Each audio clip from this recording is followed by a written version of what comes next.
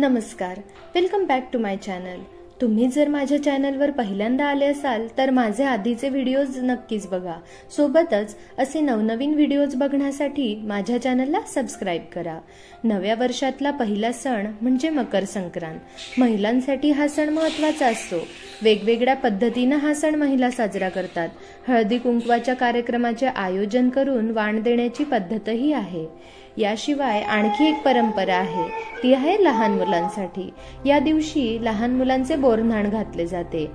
तर हे बोरन्हाण म्हणजे काय, कशासाठी करतात, का करतात, कसे करतात, त्यासाठी कोणते साहित्य लागते, वयोगट कोणता, या सगळ्या प्रश्नांची उत्तरे या व्हिडिओमधून तुम्हाला मिळणार आहेत। तर लहान मुलांना बोरांची न्हाऊ घालणे यालाच बोरन्हाण म्हणतात। बोरन्हाण का करायचे ह्याच्या संदर्भात अशी आख्यायिका आहे की करी नावाचा एक राक्षस होता। त्या करी राक्षसाची वाईट दृष्टी आणि वाईट विचार मुलांवर पडू नये त्यासाठी सर्वात आधी हे संस्कार कृष्णावर केले गेले। त्यानंतर ही प्रथा पडली आणि तेव्हापासूनच बोरन्हाण केले जाते। लहान मुलं कृष्णाचे स्वरूप आहे आणि त्यांच्यावर करी राक्षसाचे वाईट विचार आणि दृष्टी पडू नये असे मानून लहान मुलांवर बोरन्हाण केले जाते। तसेच शास्त्राप्रमाणे बघितले तर या कालावधीत वातावरणात अनेक बदल होत असतात। लहान मुलांना या बदलत्या ऋतूची बाधा होऊ नये म्हणून या काळात मिळणारी फळे मुलांनी खावी म्हणून त्यांना मज्जा म्हणून अशा प्रकारे वेचून खाण्याची संधी दिली जाते। तर हे बोरन्हाण कधी करायचे?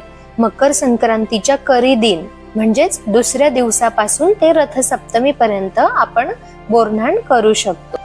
साधारणतः 5 वर्षांपर्यंत हे बोरन्हाण केले जाते। आता बघूया बोरन्हाण कसे करायचे। मुलांना काळ्या रंगाचे कपडे घालतात, हलव्याचे दागिने घालतात, बाळाला पाटावर बसून औक्षण केले जाते। या कार्यक्रमासाठी लहान मुलांना बोलावलं जातं।